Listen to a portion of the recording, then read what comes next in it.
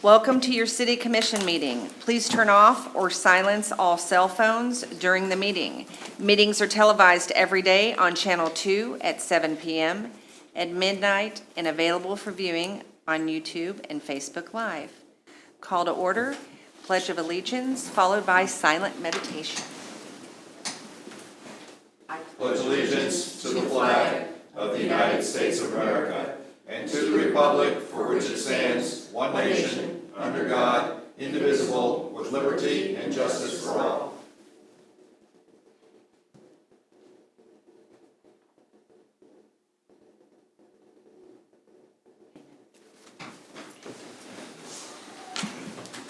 Okay, old business, consideration of previous meeting minutes. Was there any questions or concerns from the commissioners? Do I have a motion? Madam Mayor, Go ahead. I move to approve the minutes from July 27, 2021, regular meeting. I'll second the motion. Okay, begin voting with Commissioner Wilson. Aye. Aye. Aye. Aye. Okay, 4 votes, passed. Second consideration ordinances. Second consideration ordinance 8170, illegal camping. Police Chief Pat Kitchens will handle this item.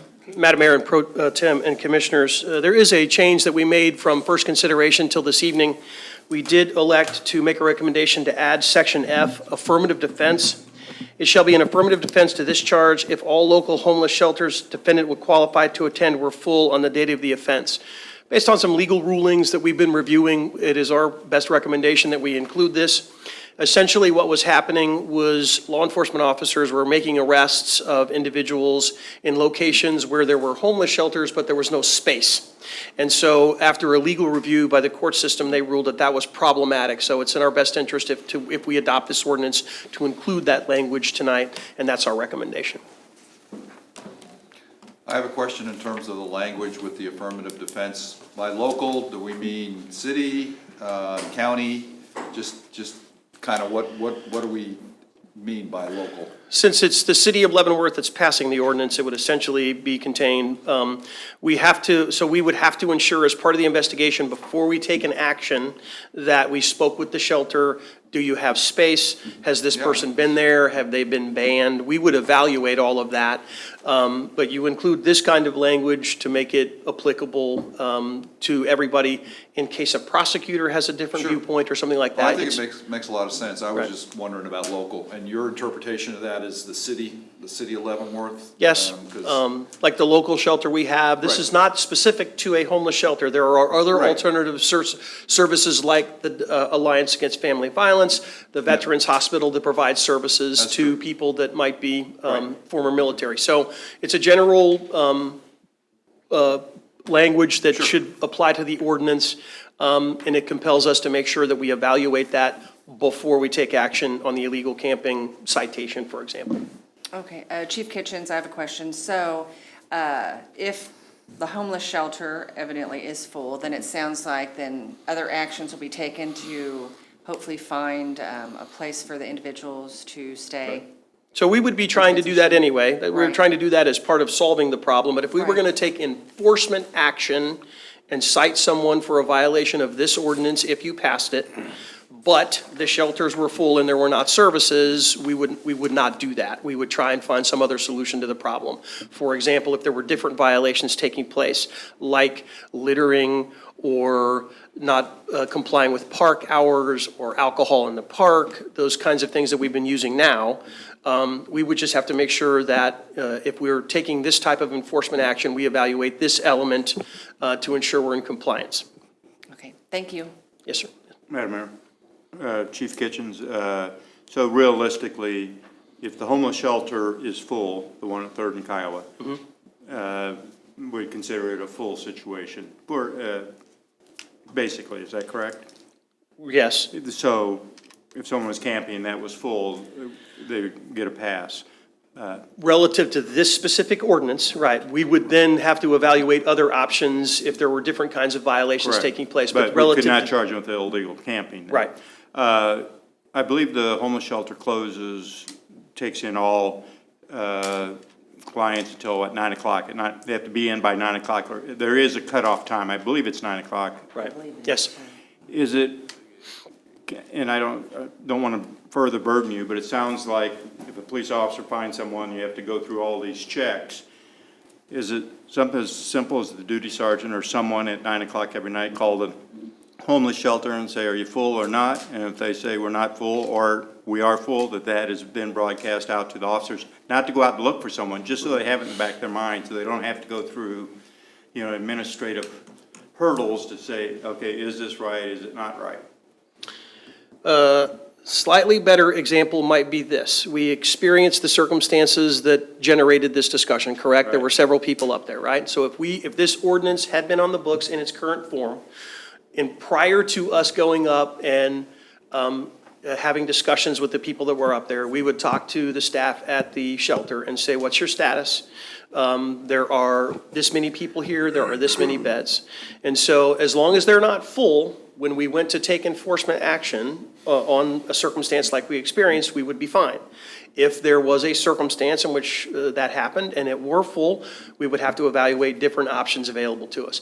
It's not something that we do every day. We're not going to have to call every day and check or something like that, because this is something that we've experienced probably once or twice a year relative to our productivity and call load. So it would only be if a specific circumstance that happened that we felt it may be necessary to take enforcement actions. If you pass this, we would have to check that box and make sure we evaluated the circumstances before then. Now, it's also important to understand that if someone has been at the shelter, but they misbehaved, and they were banned and not allowed, that would not preclude us from taking enforcement action in this circumstance, because they had the alternative, but they lost that privilege to do that. So, but we would just have to check that if we experience a circumstance where enforcement action was potential.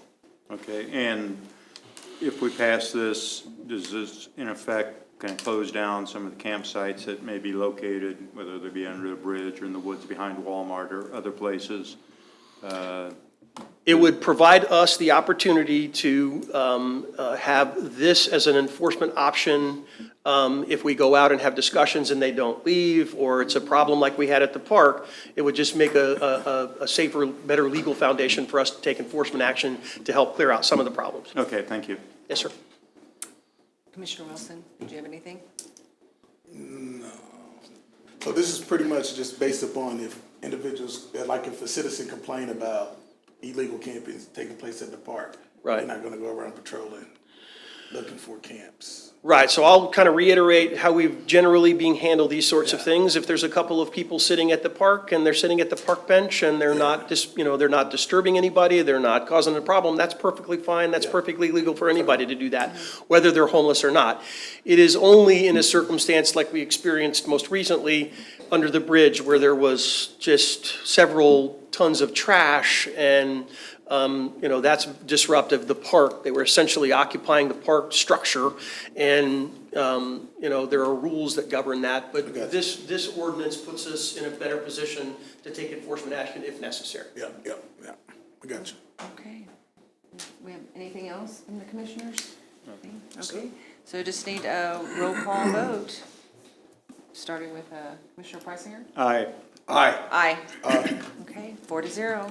Pass. Thank you. Thank you, Chief Kitchens. Okay, second consideration ordinance 8171, amending Chapter 6, alcoholic and CMB. Madam Mayor Pro Tem and Commission, there have been no changes since first reading, and as a reminder, City Attorney pointed out last time that there is a protest period or provision period go into effect. It was 61 days if you pass it tonight, so that'd be October 21st, 2021. If you have any questions on the contents of the ordinance, both the city clerk and the city attorney would be able to answer those. Okay, Commissioner Wilson, did you have anything? One question I have is there's a lot of amendments that have been or a lot of sections that have been amended. It seemed to me the main thing that we talked about, a while back was the change in the hours for Sunday. Is that the main? That's the main thrust. Some of these were changes that have probably we were catching up through a few years of changes, like, for example, the term microdistillery was added. That was a new term that was added by the legislature probably a couple of years ago. Okay. And, didn't necessarily, pardon? Good to go. Yeah, so there are a lot of little things that, We just didn't update the ordinances every time on that. Sure, but- so we've the taken main the- thrust of this would be, language on the to-go regulations and then the Sunday sales would be the two main things. And the rest, is some cleanup to get just consistent with the new Right. legal verbiage. Thank you. Thank you. Commissioner Presser, did you have any? No, I talked to a liquor store owner over the weekend, and they asked about it, and said, realistically, this is, you'll do a lot of business in the fall on Chiefs Sundays with kickoff at noon. I think on 4th of July, if that happens to be on a Sunday, and some Sundays on 3-day weekends. But you're not required to open at 9. That's No. that's No. your personal choice. No, you're not. Right. And they said, they would, on Chief Sundays, 12 o'clock kickoffs, they'd be open early. Right, It yeah. just keeps the money in Kansas, because realistically, people were going across the bridge. And that's what I experienced when Yeah. I spoke to people too, and some of them were like, well, I might not open at 9, but I might open at 10, but it gives me that Flexibility. that Yeah. flexibility. Those are so. just floors and ceilings. Yep, that's right. Okay, anything else, mainly No, thanks. commissioners? Okay, just need a roll call. Commissioner Wilson? Aye. Aye. Aye. Aye. Okay, 4-0, passed. Okay, new business, public comment. Items not listed on the agenda or receipt of petitions. Public comment is limited to 2 to 3 minutes, and no action will be taken by the commission on public comment items. Please state your name and address. A sign-up sheet will be provided in the commission chambers for anyone who wants to speak. Fill out the sheet with requested information when you enter the meeting. So Carla, did we have anyone or anyone out here? Okay. Need that. So we'll go on to general items. 2020 Audit Presentation. Madam Mayor, Pro Tem and Commission, annually, the city is required to perform an audit, and we also annually have the audit firm come to present the audit findings. So tonight, we have Michael Keenan from Cochran Head Vic and Company to present the 2020 audit to you all. Okay, welcome, Mr. Keenan. Thank you. Let me see if I'm able to. She's working on that.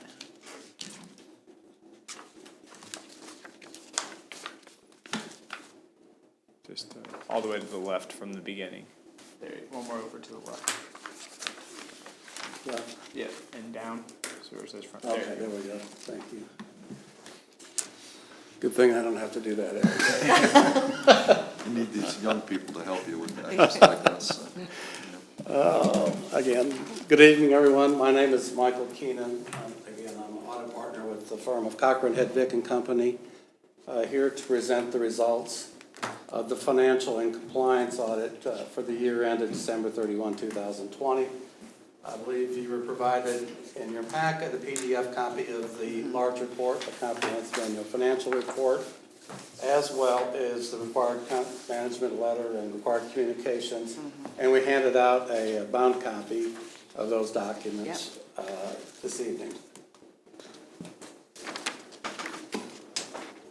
Just to tell you a little bit about Cochran Head Vic and Company. We've been serving Kansas and Missouri since 1975.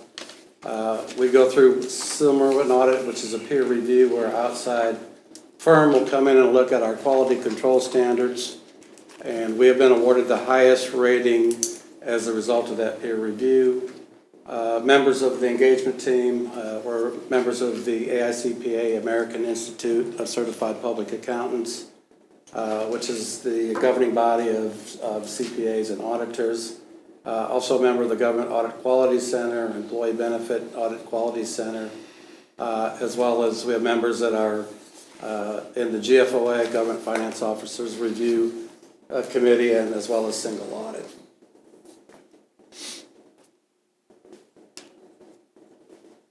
Where's your headquarters? Is it in Kansas City?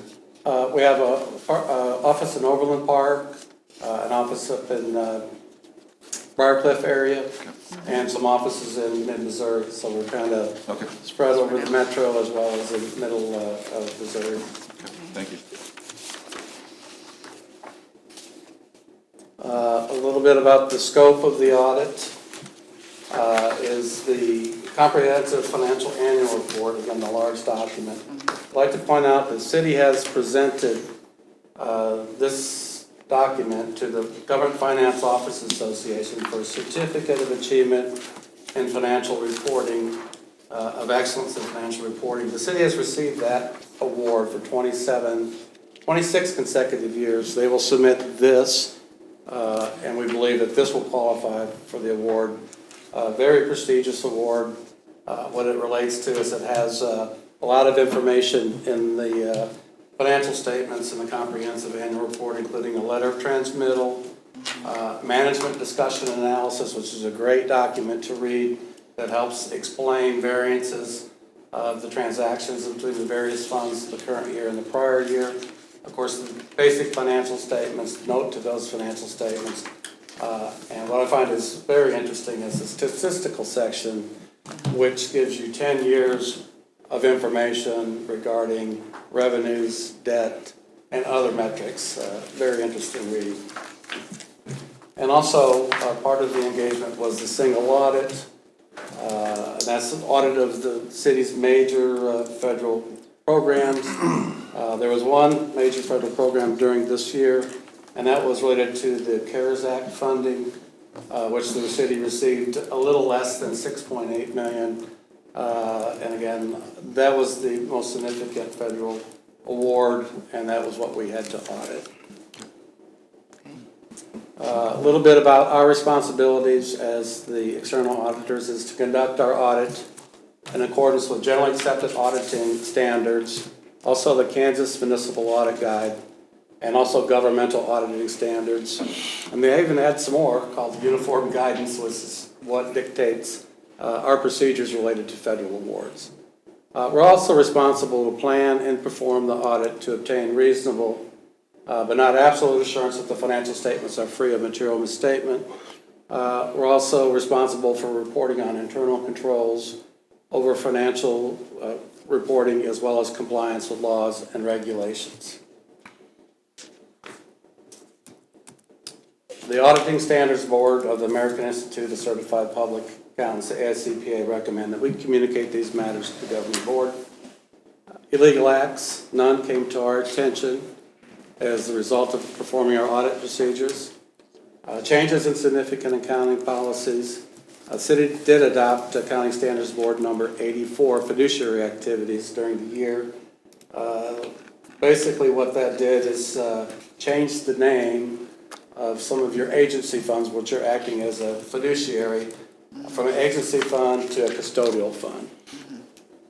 And it also changed how that was presented to include additions and deductions, and that's on page 26 and 27. Again, those funds are not able to be used by the city in any way. They still need to be reported in a fiduciary capacity. So the new standards, in essence, just changed the name and how those are reported. We're pleased to report we didn't have any difficulties or disagreements with management, and we did have full cooperation and access to all the books and records. A financial and compliant audit really addresses these three basic questions. Question one, are the financial statements free of material misstatement? And our response is we have issued an unmodified opinion that indeed the financial statements are fairly presented in all material respects. Again, that's commonly referred to as a clean opinion. Again, that's the highest level of opinion we can give on external financial statements based on our audit. So that's a very positive. The second question, are internal controls over financial reporting adequately designed and operating effectively? And we did not identify any deficiencies in internal controls that we considered to be a material weakness. Again, had we done so, we would require by our profession to report those matters to the governing board. And finally, did the city of Leavenworth comply in all material respects with finance-related laws and regulations?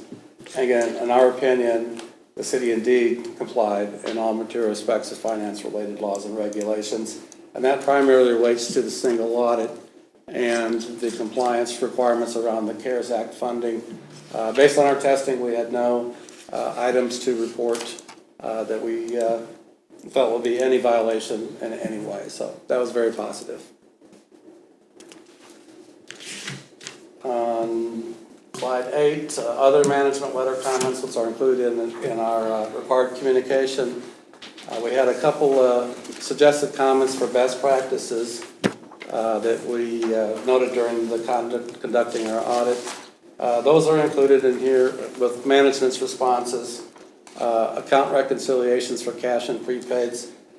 What that relates to is there was some prepaid insurance that was paid before year end that was included in accounts payable as a reduction. What we did is reclassified that out for reporting purposes. So that didn't really have any effect on the overall bottom line. Bond premiums and discounts. Again, we're recommending that those be evaluated in the future and recorded if they're deemed material. The city management agrees that they believe it's immaterial at this point, and we agree with that. Their assessment is something to look forward to in the future if there are large premiums and discounts that they should be recorded. Cyber security, again, I think the city's doing a good job on that. We've just been recommending to all of our clients to continue to keep that as a hot topic because of, you see it in the news all the time where that's happening. And again, it's certainly a serious matter that you just have to be aware of that, which you are, and to continue to evolve as things change. And the last one is the Government Accounting Standards Boards continue to issue new accounting pronouncements that the city will evaluate as they become due. I don't believe any of these new pronouncements are going to have a significant impact on the city's financial statements. And we certainly appreciate the opportunity to serve as the auditors for the city of Leavenworth, Kansas. I want to thank City Manager Kramer as well as Director of Finance Ruby and all the staff here at the city. Very professional, great to work with, very responsive to our inquiries and getting us information. And they're always really glad to see when we leave. Oh, yeah. Mr. Keenan, how long does this usually take you? Pardon me?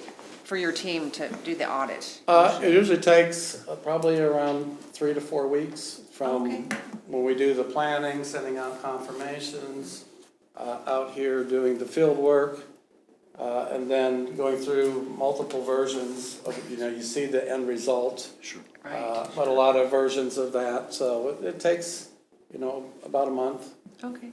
And then it goes through a quality control, plus it goes through review here, and there's a lot of people taking a look at it, before it becomes a public document.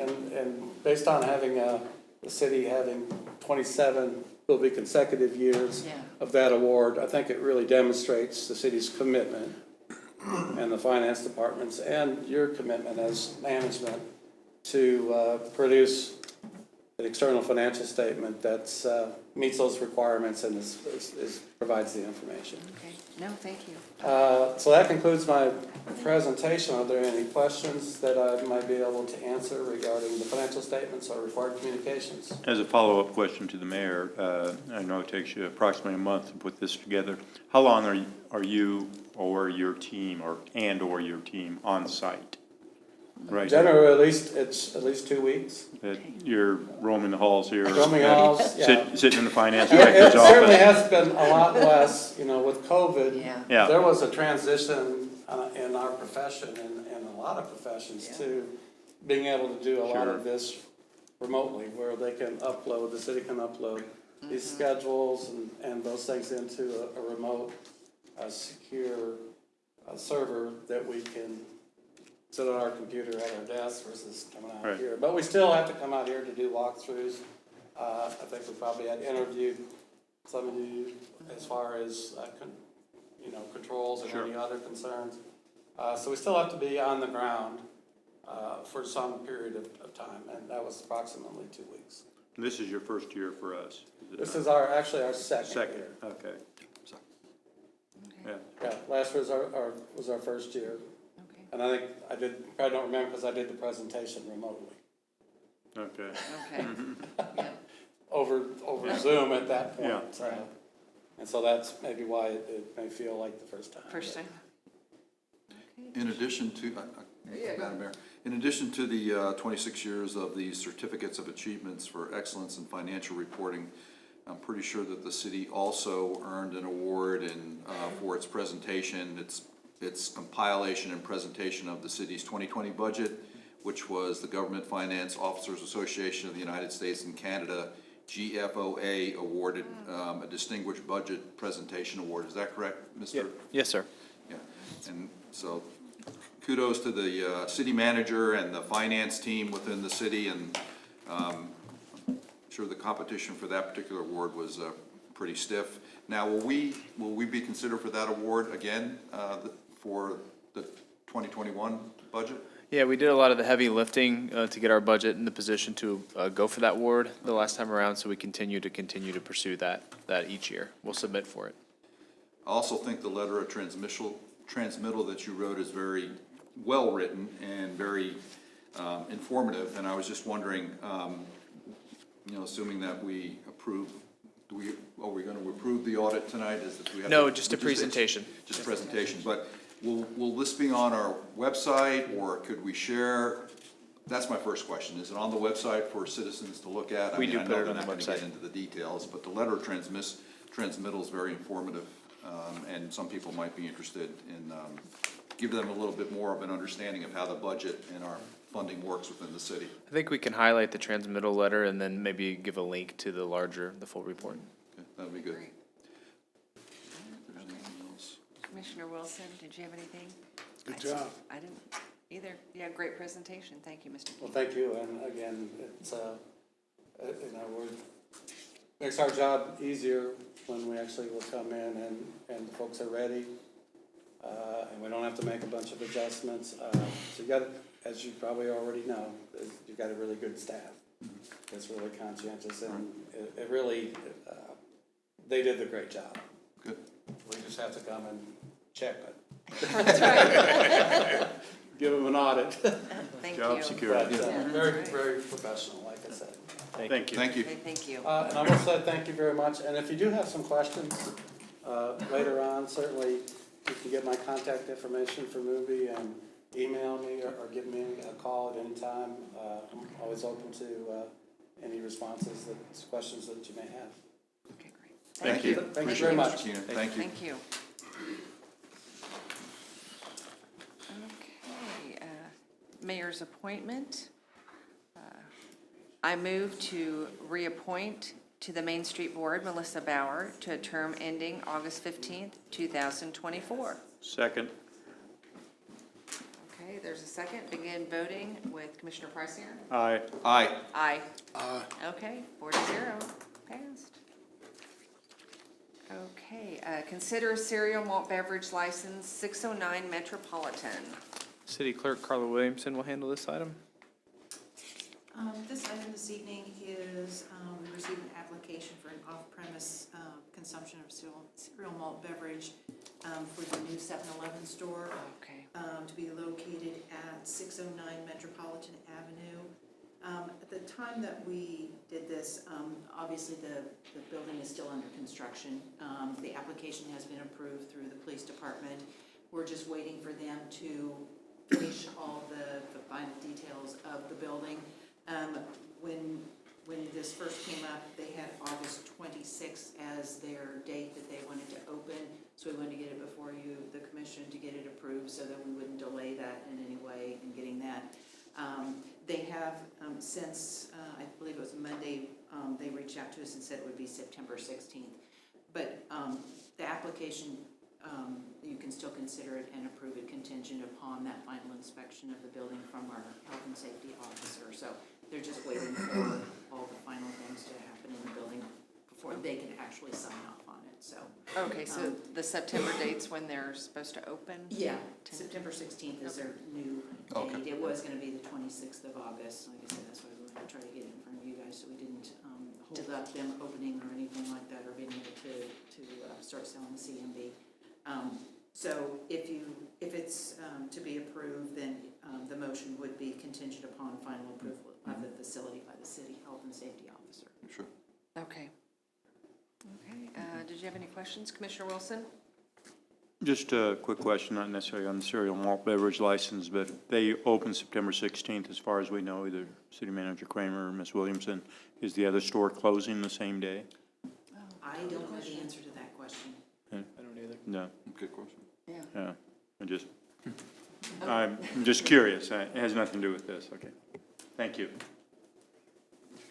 Okay, and if no other questions, I just need a motion. Madam Mayor, I move to approve the 2021 off-premise cereal malt beverage license for 7-Eleven at 609 Metropolitan, contingent upon final inspection and approval of the facility by the city health and safety officer.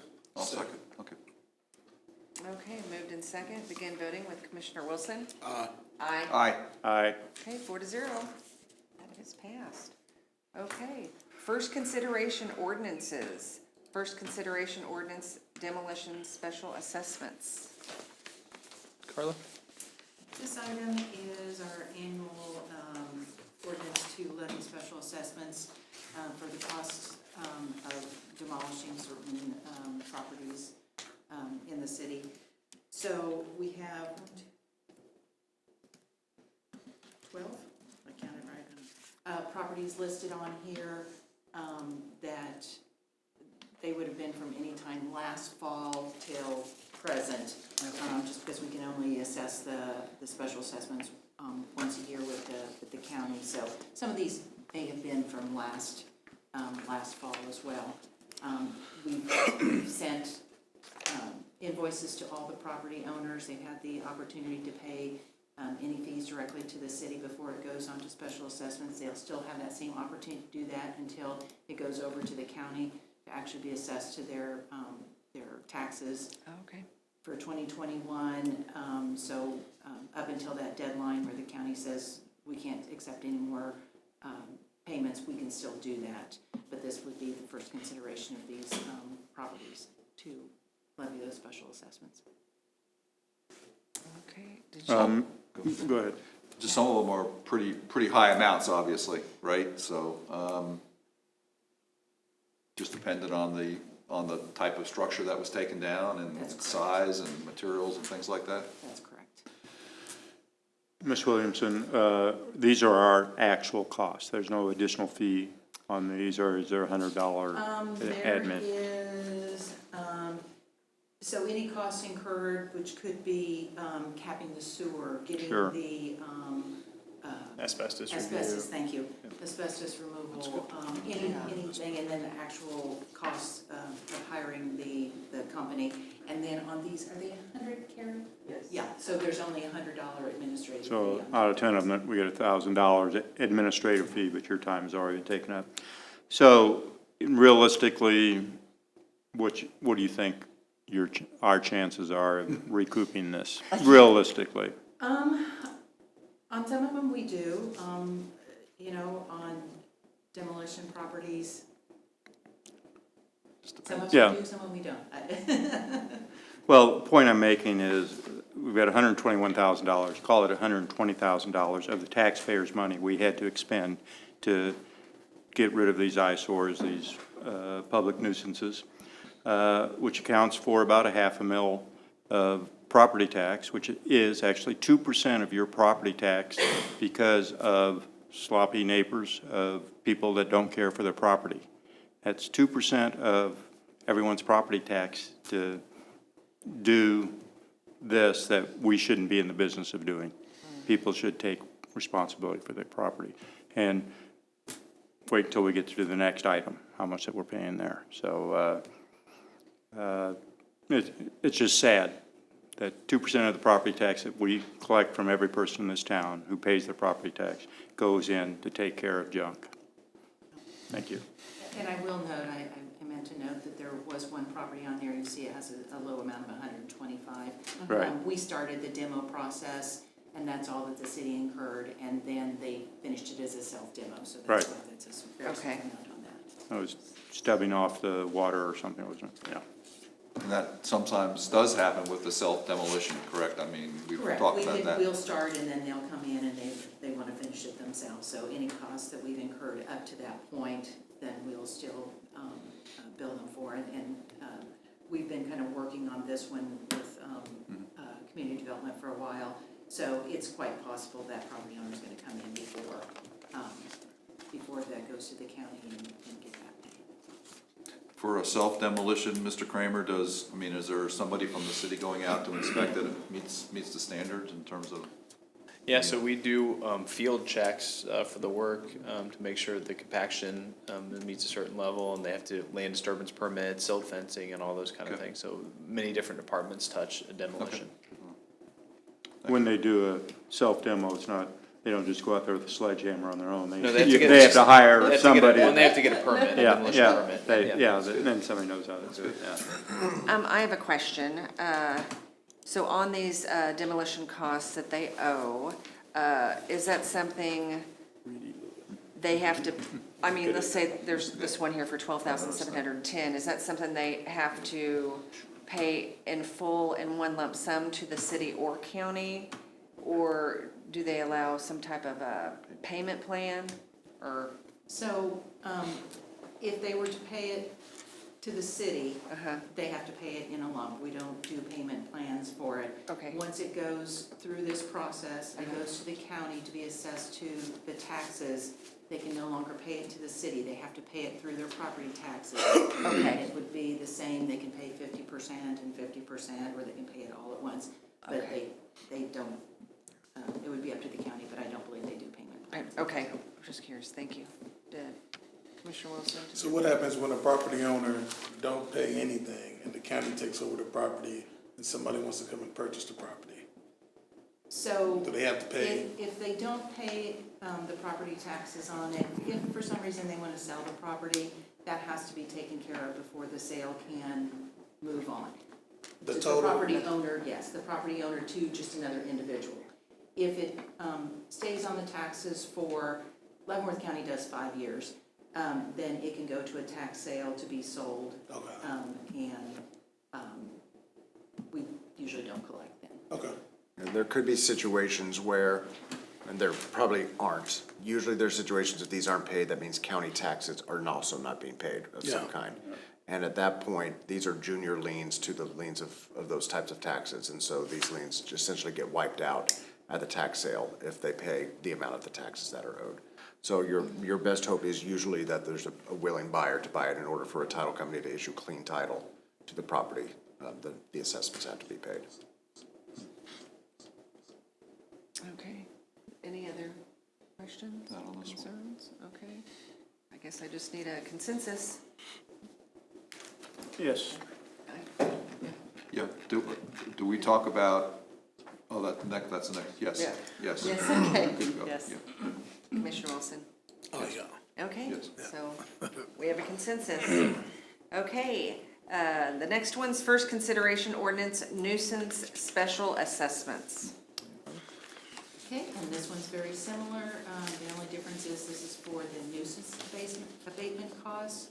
So these are things like mowing grass and weeds, and having to remove a tree, doing lot cleanup, things like that. So those are the costs that have been assessed to those properties, and these are costs back from July of 2020 through July of this year. And in many cases, when you see the higher amounts, it's probably been paid, or, been maintained by the city, for the entire year. Just as note, there are 3 of them since we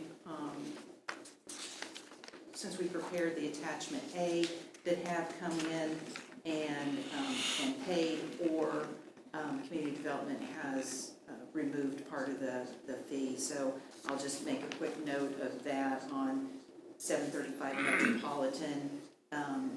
Instead of $780, it's $265, so part of that was removed.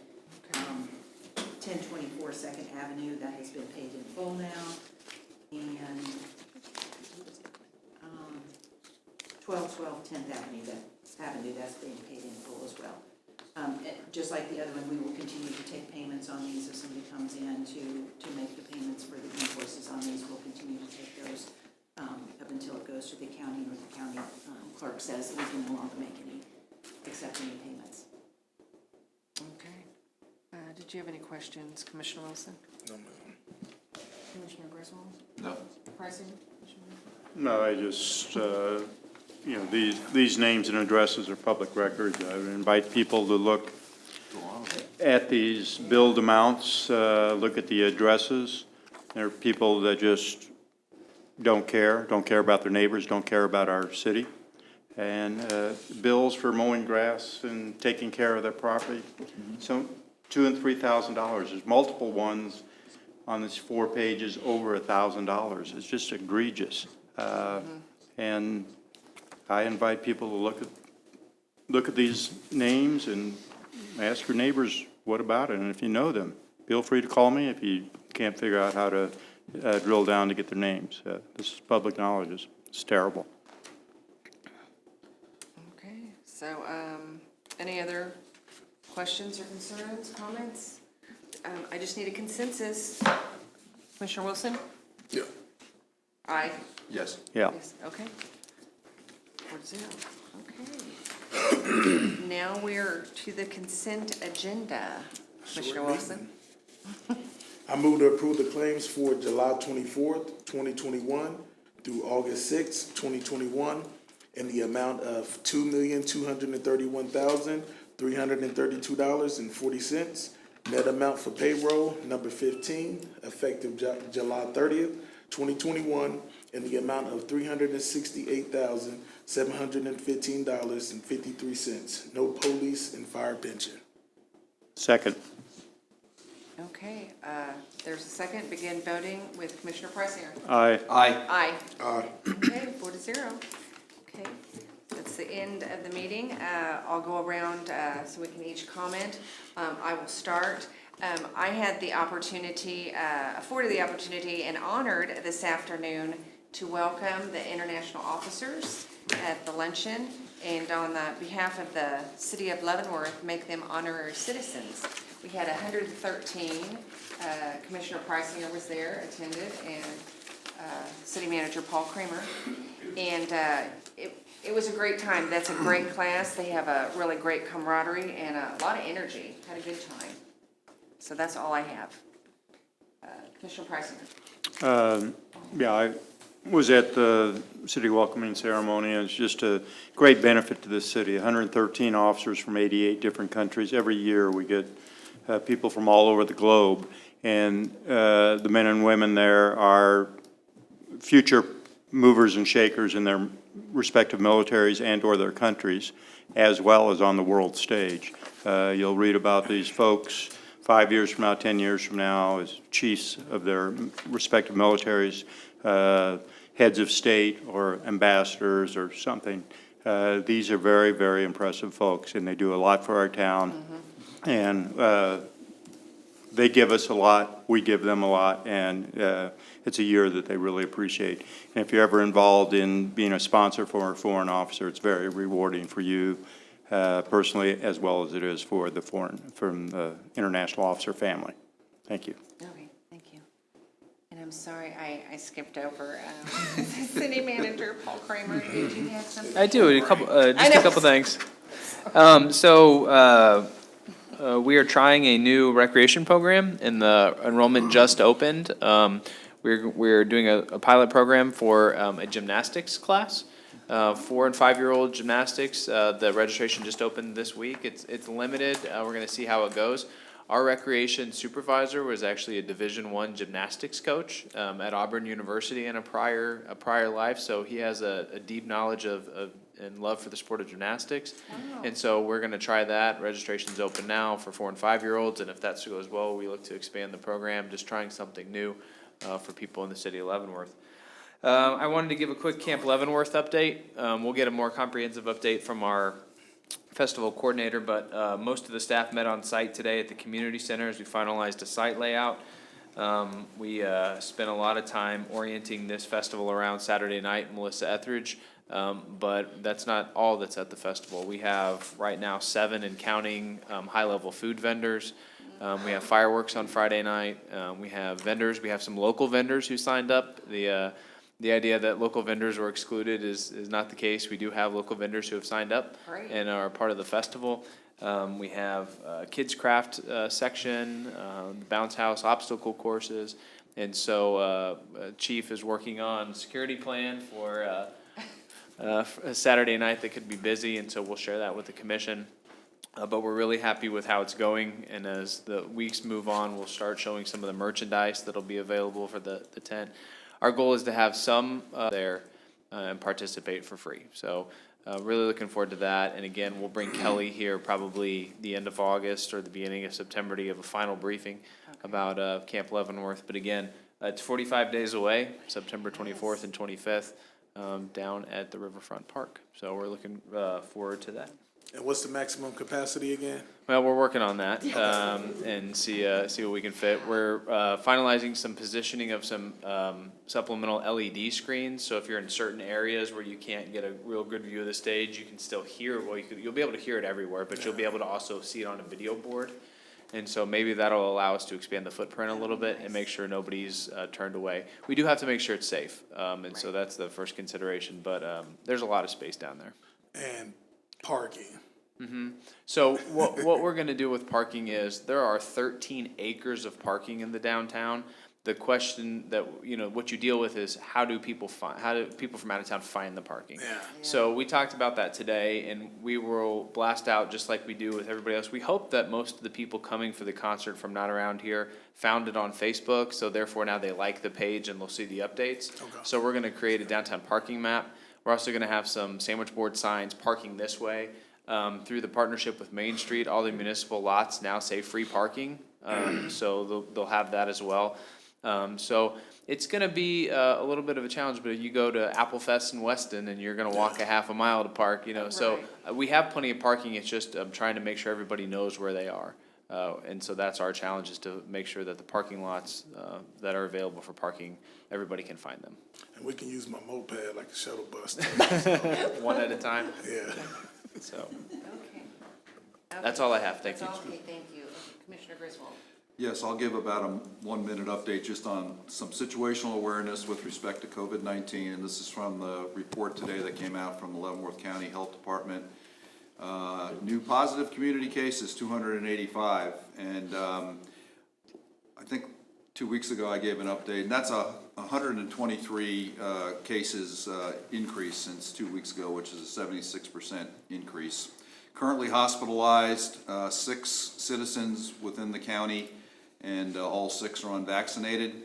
Positivity rate of 13.75 as far as COVID tests, and that is really an increase of, since 8 weeks ago when this really started, the Delta variant really started to unfortunately have an impact on our country, our state, and our community. There's been a 911% increase in the positivity rate for COVID-19 tests. So that says that this Delta variant is very transmissible, no question about it. And unfortunately, there have been 3 deaths since the County Health Department's report a week ago.